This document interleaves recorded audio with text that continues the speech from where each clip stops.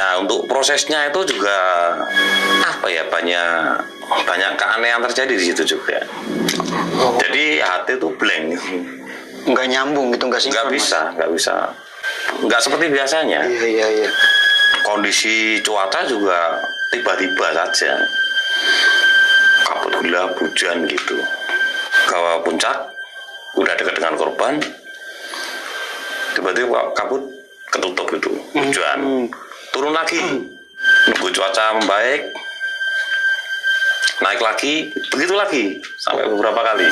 Menunggu cuaca nggak juga membaik, akhirnya tim tetap nekat gitu loh, nekat mau gimana pun harus segera kan gitu. Setelah korban itu kita balikkan gitu kan, posisi agak tengkurap miring. Kita balikkan itu langsung cuaca cerah, Mas. Bersih gitu, bersih banget. Dari sini saya menjadi ingat apa yang sempat diucapkan oleh Pak Jarwo pada saat menemukan jasadnya Andi Sulistiawan ini. Kemarin kan ditinggal loh berbah. Biasanya menjaluk kan. Jadi di balik meninggalnya Andi Sulistiawan di Gunung Lawu sana, menyimpan misteri yang sampai sekarang ini belum terpecahkan. Ketika Pak Jarwo memeriksa, ditemukan secari kertas, selembar kertas yang dibawa oleh Andi Sulistiawan. Saat ditemukan, mungkin keberadaan kertas ini tidak menjadi perhatian baik media yang memberitakan maupun netizen yang mengikuti beritanya. Sebenarnya kertas apakah tersebut? Di situ ada sebuah barang yang mungkin jika pada tahun 2020 itu saya ungkap, beritanya akan semakin menjadi gempar. Nah, kenapa Andi membawa barang-barang itu ke Gunung Lawu?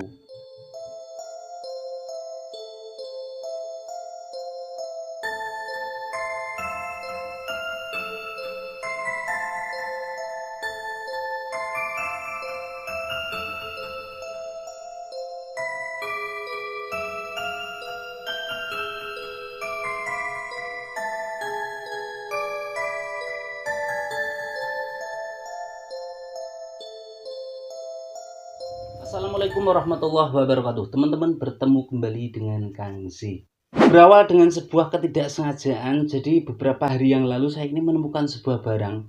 Barangnya ini berupa kertas putih yang dilipat rapih di pinggir jalan.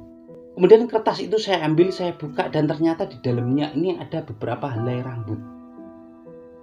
Dari kejadian ini saya menjadi ingat dengan salah satu pendaki yang sempat meninggal di Gunung Lawu pada tahun 2020 yang lalu di area Gegerboyo Puncak Gunung Lawu. Tapi ini bukan Gati Ambarwati ya teman-teman.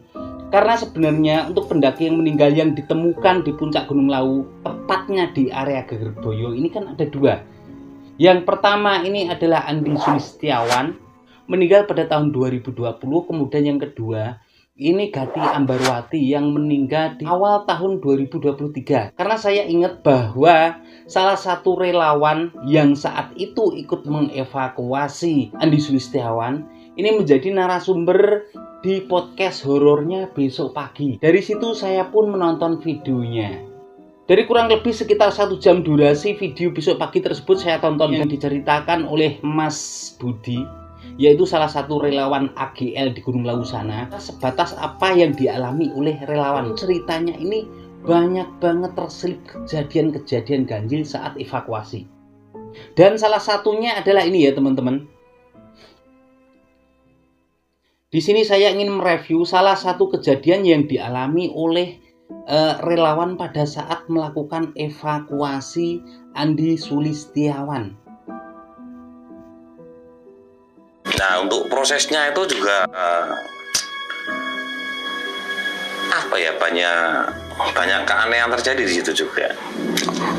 Saat itu kita kan setiap melakukan evakuasi kegiatan itu kan selalu membawa alat komunikasi atau HT kan gitu.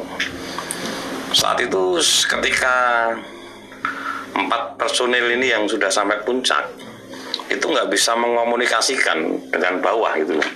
Jadi hati itu blank, nggak nyambung gitu, nggak sinkron. Nggak bisa, nggak seperti biasanya. Iya. Biasanya selalu lancar lah. Iya. Tapi pada saat itu betul-betul nggak bisa berkomunikasi gitu loh. kondisi cuaca juga tiba-tiba saja kabut gelap hujan gitu. Jadi sempat berkali-kali tuh tim itu ke puncak, udah dekat dengan korban, tiba-tiba kabut ketutup itu hujan, turun lagi Iya. ke pos kecil gitu atau kadang ke Mboyem dulu, nunggu cuaca membaik, naik lagi, begitu lagi sampai beberapa kali. Berarti berulang kali mas kabut turun. Iya, beberapa kali, tiga atau 4 kali gitu ya. Iya. Terus pada akhirnya tim ini udah ketambahan personil nih, dorongan dari bawah gitu. Kayak estafet gitu ya mas. Ya semakin tambah kan. Iya. Dari awal kan aku menerjunkan 4 personil, udah yang tambahan udah masuk ke atas juga kan, jadi udah gabung kan gitu. Nah setelah menunggu cuaca nggak juga membaik, akhirnya tim tetap nekat gitu loh, nekat mau gimana pun harus segera kan gitu. Nah tapi saat itu, jadi ketika teman turun mendekati korban itu, posisi kan tengkurap miring gitu, dengan dia tidak memakai baju. Itu ada korban tuh ada satu giginya yang lepas itu, nggak kita mungkin tertinggal sampai sekarang gitu. Setelah korban itu kita balikkan gitu kan, posisi agak tengkurap miring, kita balikkan itu langsung cuaca Cerah mas. bersih gitu, bersih banget, bersih, dan HT juga udah mulai bisa gitu loh, Nyambung gitu. langsung nyambung lagi. Ini hanyalah salah satu dari kejadian ganjil yang dialami oleh relawan ya teman-teman. Karena banyak banget kejadian ganjil yang diceritakan oleh Mas Budi ini. Karena itu jika teman-teman penasaran silahkan cek videonya di channel Besok Pagi. Kemudian di sini saya ingin membahas untuk kejadian ganjil seperti yang dialami diceritakan ini tadi, yaitu ketika akan mengevakuasi korban di puncak Gunung Lawu sana, tiba-tiba kabut ini datang dan menjadi gelap. Dan itu terjadi berulang kali. Hal yang serupa ini juga sempat terjadi pada saat proses pencarian Alfi Kurniawan. Jadi Alfi Kurniawan ini hilang di Gunung Lawu pada awal tahun 2019. Hilangnya ini di area Pasar Setan Gunung Lawu.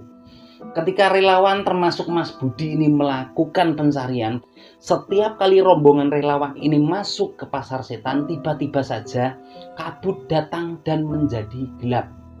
Hal tersebut juga terjadi berulang kali, sampai akhirnya relawan ini menyerah dan hingga sekarang tahun 2023 ini Alfi Kurniawan belum ditemukan. Dari sini saya menjadi ingat apa yang sempat diucapkan oleh Pak Jarwo pada saat menemukan jasadnya Andi Sulistiawan ini. Yen Gunung Lawu iki wis mbrubuh, wis mesti njaluk. Ketika Gunung Lawu ini sudah kabut, gelap dan badai, udah pasti Gunung Lawu ini minta jatah. Tentu yang menjadi pertanyaan adalah apakah hal ini kebetulan atau mitos atau memang benar-benar seperti itu yang terjadi di Gunung Lawu. Namun bukan itu yang ingin saya bahas ya teman-teman.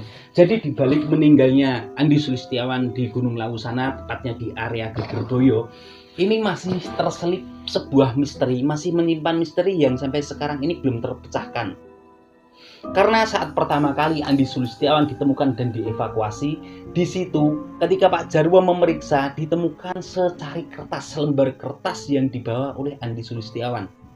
Saat ditemukan, mungkin keberadaan kertas ini tidak menjadi perhatian, baik media yang memberitakan maupun netizen yang mengikuti beritanya. Sebenarnya kertas apakah tersebut? Ini yang menjadi pertanyaan. Jika teman-teman ingat dengan apa yang saya sampaikan di awal video tadi, bahwa tanpa sengaja saya menemukan ada sebuah lipatan kertas, ini masih ada hubungannya. Jadi sebenarnya apa yang dibawa oleh Andi Sulistiawan ini bukan sekedar kertas kosong. Di situ ada sebuah barang yang mungkin jika pada tahun 2020 itu saya ungkap, beritanya akan semakin menjadi gempar. Karena kejadian ini sudah berlangsung lama dan hampir semua orang sudah melupakan, sampai akhirnya ya wes, hari ini saya berani mengungkapkan. Namun sebelum saya ungkap apakah isinya, di sini perlu saya sampaikan sedikit profil dari Andi Sulistiawan ya teman-teman. Jadi Andi Sulistiawan ini adalah salah satu pendaki yang melakukan pendakian ke Gunung Lawu bersama dengan 5 temannya. 6 orang, 1 cewek, yang cowok 5. Rombongan ini berasal dari Desa Kemuning, Kecamatan Ngargoyoso, Kabupaten Karanganyar.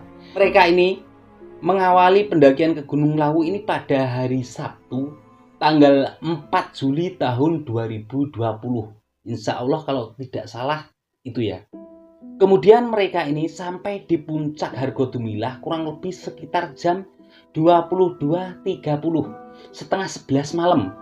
Ya mungkin karena keadaan capek sampai akhirnya mereka ini mendirikan tenda di area lapang dekat tugu puncak tersebut. Nah, kurang lebih sekitar jam 3 dini hari, 1 cewek dari 6 orang ini tadi yang bernama Nur Hayati, dia merasa ingin buang air kecil. Karena dilihatnya teman-temannya ini sangat pules banget mungkin karena capeknya, sampai akhirnya Nur Hayati ini tidak berani membangunkan teman-temannya. Dia nekat keluar tenda sendirian untuk buang air kecil.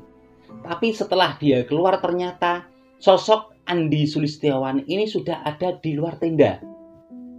Karena merasa senang ada teman di luar tenda, sampai akhirnya Nur Hayati ini meminta Andi Sulistiawan untuk nungguin, boleh dibilang nganter dia buang air kecil. Tidak terlalu jauh dari tendanya sih. Dan untuk jaraknya Andi Sulistiawan dengan Nur Hayati ini hanya 2 meter. Selesai buang air kecil, saat Nur Hayati ini berbalik arah, ternyata Andi Sulistiawan sudah tidak ada di belakangnya. Saya minta tolong, please tolong pakai pipis kula ngoten. Kula minta tolong aja. Terus yendang kono. Terus niku kula pipis teng mriku. Kula madhep corona kula ngoten. Itu jarake nggih 2 meter. 2 meteran.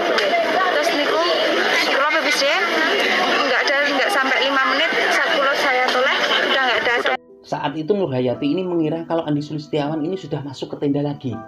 Karena itulah dia juga langsung masuk ke tendanya sendiri. Dan ternyata keesokan harinya Andi Sulistiawan ini tidak ada di tempat. Coba mereka cari, ternyata tidak ketemu. Sampai akhirnya mereka ini turun ke warungnya Mbok Yum, di sana juga tidak ada. Kemudian di minggu siangnya rombongan ini akhirnya inisiatif untuk turun melaporkan hilangnya Andi Sulistiawan ini dari rombongan. Kemudian di minggu sorenya kurang lebih sekitar jam 3, mungkin ini rombongan ini sudah sampai di base camp Cemorosewu dan sudah melaporkan ya. Jadi kurang lebih sekitar jam 3 sore di hari Minggu, ada rombongan pendaki lain saat itu menuju puncak melalui jalur Gegerboyo ini. Mungkin mereka ini naiknya dari Cemoro Kandang. Nah, saat melintas di situ, mereka ini melihat keberadaan Andi Sulistiawan. Meskipun saat itu mereka ini belum sadar kalau itu adalah Andi Sulistiawan. Di cuaca yang cukup dingin dan berkabut, keadaan Andi Sulistiawan ini tidak memakai baju. Dan sedikit tingkah anehnya adalah justru baju yang dia pakai, jaket yang dia pakai ini dia lepas untuk menyelimuti ranting-ranting kecil. Namun saat itu mereka ini tidak ada. Mereka pikir orang ini sedang melakukan ritual. Meskipun secara medisnya mungkin Andi Sulistiawan ini sudah mulai terserang hipotermia yang akut. Hipotermia akut kata lainnya adalah paradoxical undressing, di mana seseorang ketika mengalami hipotermia akut ini saraf-sarafnya sudah tidak bisa bekerja. Karena itulah orang yang mengalami paradoxical undressing ini selalu bertingkah aneh. Ketika cuaca dingin justru dia merasa gerah. Karena itulah saat itu Andi Sulistiawan ini melepas jaketnya. Kemudian di Senin paginya ternyata Andi Sulistiawan ini sudah ditemukan meninggal dunia menyangkut pohon di jurang Gegerboyo.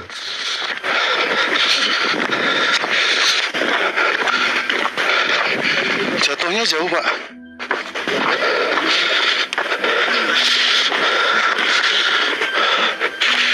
Tapi sana orang lain. Kemudian saya kembali tentang kertas yang dibawa oleh Andi Sulistiawan.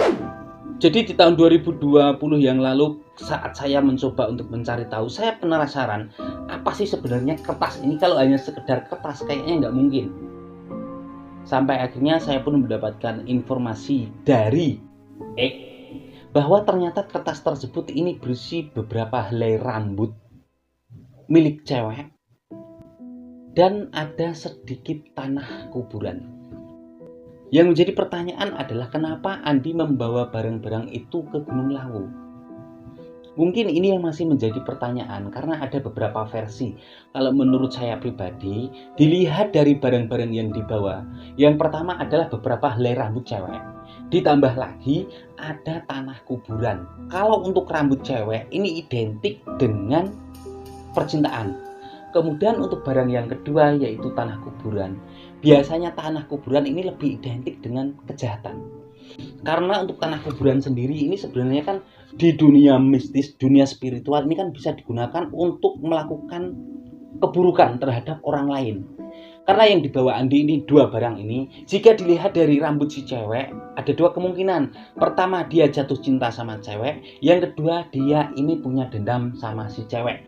Kenapa saya bilang punya dendam? Karena ada barang yang kedua yaitu tanah kuburan ini tadi. Tapi kenapa pada saat Pak Jarwo memeriksa ini hanya tinggal kertasnya saja? Saya tidak tahu kronologi persisnya seperti apa. Apakah saat itu kertasnya ini sudah di luar atau masih di saku? Jika memang ditemukan oleh Pak Jarwo kertas ini sudah di luar, berarti barang yang ada di dalamnya ini sudah jatuh. Dan bisa saja ketika kertas ini ditemukan Pak Jarwo masih di dalam saku, saat Pak Jarwo membuka kurang hati-hati sampai akhirnya barang-barang ini jatuh semua. Inilah yang menjadi misteri dari dulu sampai sekarang.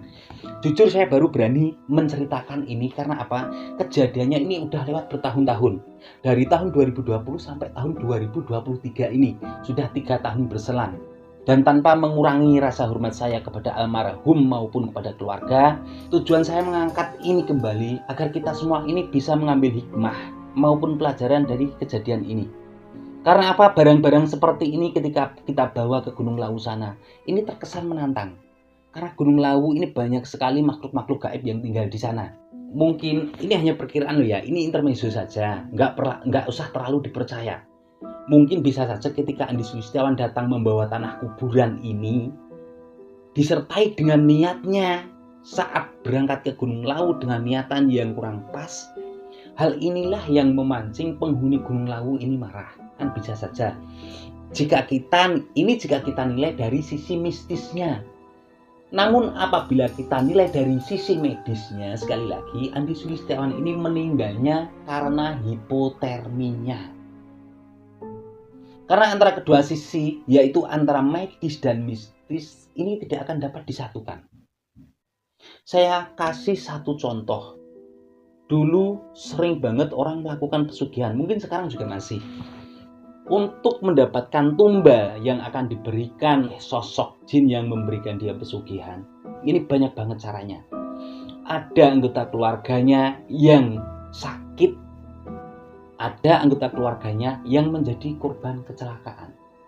Jika memang korban yang dipersembahkan ini mati karena kecelakaan, secara medisnya jelas ini karena human error. Bisa saja dia ini entah remnya blong atau orangnya mengantuk, orangnya atau apalah sehingga dia ini kecelakaan. Ini secara medisnya. Tapi secara non medisnya ini ada beberapa faktor yang menyebabkan orang ini kecelakaan sehingga meninggal. Ini adalah gambarannya ya teman-teman. Sekali lagi apa yang saya sampaikan ini semoga bermanfaat buat teman-teman. Kita dapat mengambil pelajaran positif dari kejadian ini. Selayaknya ketika kita datang ke Gunung Lawu, ingat status kita ini adalah tamu. Sepantasnya seorang tamu ini bersikap sopan di rumah orang. Dan yang paling penting adalah menjaga sikap dan jangan lupa permisi. Kula nuwun. Akhir kata semoga kita semua selalu diberikan kesehatan dan pesan terakhir dari Kangsi adalah mari kita tetap jaga keseimbangan alam ini. Saya Kangsi dari lereng Lawu Timur. Terima kasih dan wassalamualaikum warahmatullahi wabarakatuh.